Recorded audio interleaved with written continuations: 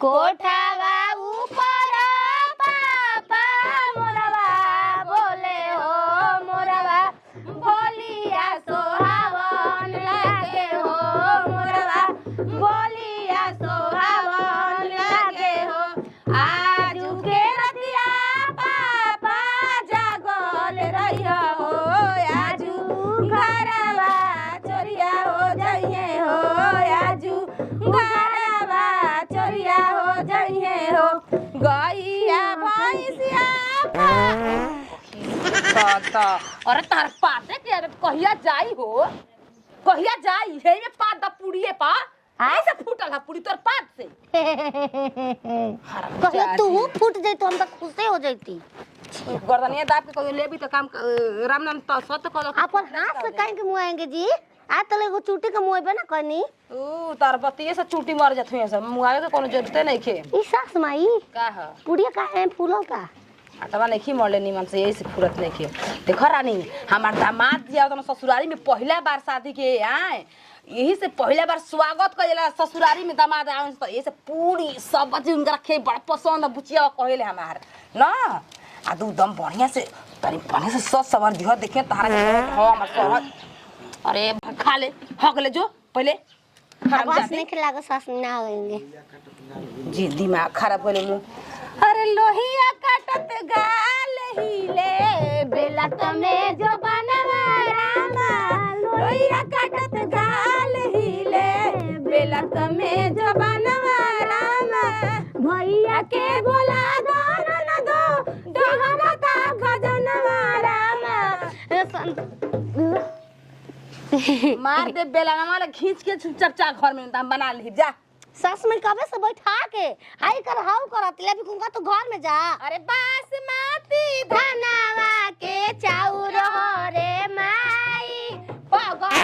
के तुमे जानी दी हो अरे अच्छी नरी मोए पदवा है पुड़िया में तो हमर दामाद खाई का तार पदवा खाया होता तार पदवा खाया होता ले हम ना बनाई छिनार कहीं की जब देखता बोलते फेंका छिनार फेंका तोरे कहाला तोर मुंह देख के आगे रे छिनरिया आ नहीं जाएगा घर में सोने जा रहा हूं जासू तो सकून से हम बना ले अपन दामाद के खिया लेता है रहल कोनो फायदा बा जब पात कूद के पूरी में आ उहे गमक चली त हमर दामाद जी का कहिया हो सास माई के हाथ चीज को ठीक ना लागला पूरी या सब्जी हैं खियाई की याद करस के अपन ससुरारी गइल रहिनी स्वागत भई रहे जब देखा ठूस ठास लगैले बारी क्या कहीं के संभल कर बैठ जा बेटी भसुर आंगन में आए हैं संभल कर बैठ जा दीदी भसुर आंगन में आए हैं लिए हैं हाथ के घड़िया लिए हैं मांग काटी का आहा भतीजी के शादियों में खूब गीत गाए तब न याद करे फुआ रे त गीत गवनी फुआ हिया ए पाहुन रउआ खातिन माई खूब बढ़िया पूरी आ आलू दम बनौले बिया रोज के दम रउए खातिन बनावतिया इहे त एगो ह हमारा सास माई में कि आई ना उ सेवा पानी करी ना आ उनका के हाथ के मर कर थरियो चाट घली एकदम रउए खातिन त बनते बा इतना झकास बनावेले न कुछ कहबे मत करी अबे हम जातानी एकदम जाके अब माई के विदा करतानी रउआ खातिन लेके आई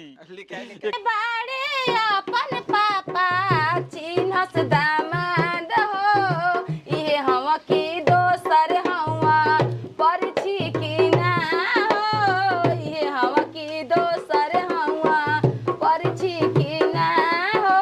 कतना मुलाई ए माई अरे अबे बनौते पारिया हो पाहुन के बैठैले बानी कबे खाए खातिर बैठल बनन ए नतिया तोर में हरी ले गोली हम काता मना करते रहने बबो रहे त हम खियाई अरे वो पगली काहे के देली हमर कहाला में तार पगली ये कह दे तू बनाव हम खियाऊंगा लेके जाके चाहिए उजी मोय खराब कर दी हम का करी हमर बतिया माने ले पागल सन की तो बिया जिद करे से कि हम खियाई देख बबुआ तू सही कहत ले हमार पाहुन आइल बना अगर खिसिया दी हम त हमर बेटी के आइल ना दे बस बंद करके तू आ तो छिरी डहले न बिया अयो मैया वो एकदम ठूसा हो छिन रो खा कैसे माने तन की बड़ाई का कदे नहीं इज्जते मार बढ़िया से लगनी जा करे सास में अपन हाथ ना लेके नहीं हका आय हां तो बिना धोइले खाबो हो हम तो देखे हाथ धो के कबे से हम बैठल बानी आहा कैसे रहो हाथ उठा देनी महाराज ऐसे अरे खा देखी ये बात के हम मजाक समझ के भुला जाता नहीं समझ गई ना ये मार दरवाई का पोय पाए लगनी करी अरे तर पेला मोर चढ़ल जवानी को बोले लगन लागी ए राजा जी का उठा मार धर धर ये बड़ू ए भतर काटो कब पद लगे रे छिनरी अबे आइलू 5 बेर अभी 1 मिनट ना भेल तो मार धरू छछड़ा के का जब तोहरे खाए के रहल तो ओजे खा पी के आई रह तू डर नहीं है हमारे भर खाली बनल बा खानवा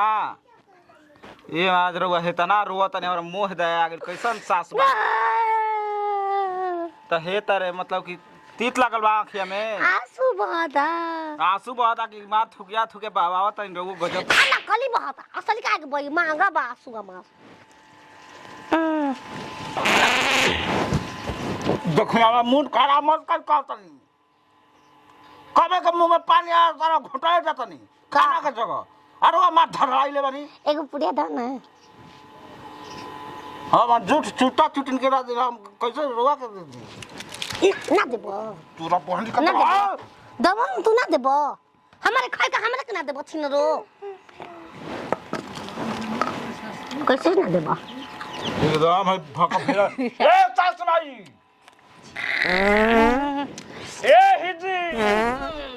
ये छिनारी अरे लेकर सुता था बातार के सुन छिनार बाड़ू सास बाड़ू तू जन ना कहे अरे लवा रही यार इधर माजी केसर बनल बटे पता पूरी मैदा के बनाई नहीं है भुजिया का तो वो पसंद है भुजिया और पूछनी है उहे पलंग पर तकिया सारा देखो अरे बेलिया बात होने कौन की बात एकर बात ओकर देखी खाना किया का इधर धड़वा मशीन जब फिर में मार धड़ धड़ धड़ ये नकिए मुंह में मार दिया ठीक है कदन जी अयो कबे ले हम जाता नहीं जी सस जी बट जे खाई न खाई ला बा अरे हम का खाई या ना खाई ना खाइबो ना उठ ना खाइबो तू रवा जाई अब फ्रेश कर सुगा हई हो ई खाए के बेरी में का होता सस खाई मम्मा खाए के ना मिलेला कहू और दी अरे हटाई मार पाहुन के द के मार जरने का रानी का पिल्ला में गोलिया का डंडा खा दे अरे पाहुन खाते तो पालत का बड़ी रे तोरे खात जाई लो खाना हो गस बनल बा तो बाद में ना खोज रहती पर पान खा लेबे दे पकड़ के ले जाओ चलो घर में फ्रेश करी सुन सर जी पेट फ्रेश करके अपन लड़ करके अब देख कैसन बार पागल हो जुठा खा तो हमारा तू पागल बाड़ी सबके पागल बनाइले बाड़ी अगर शिकायत कर दिया हमार दामाद ये दलरे के रकम मत समझा देखो अरे हम का समझाइए हम तो पागल बनी कर से कता ना पाद देखिए हम बड़ी भूख लागल बा तो अरे चल रे लक्ष्मी खा ना दे बिसो आ देखिए अब एक ससुरारी में बानी हम वो से इज्जत करते नहीं की जानत के लागत तेल में चांद डल बिया अरे तू बर्बाद कर दे पानी में छाना ना तब तो घप घप मारता तलवे में चिचिया देखी साथ में कंट्रोल कर दे बना के बांधत तनी हम वो बात समझत नहीं थी धरी धरी पा ओसने खनिया ना तो दोगला तो खइता हो तो कैसे छिना बोल दिया कैसे बोल दिया अरे दोगला वाले के जाबे कि ना पर माई पता नहीं आके अब देखू तो आप न जाए के एक बीमारी हो गई बाबू खाना हमना को ना हो जरा के बनवेला हम ही बनवेला ए फतर काटो खा ला ना पपरे खा ले बे बोल दिया छिना ना पिला पर तो कहि तू का बिचाम बोलता बोल बा तू देखिए समझा दी अरे ना मारे के रे अरे छोड़ हो दादा ओय हो दादा तूर देबी अंगूरी के खात देबी जानता लू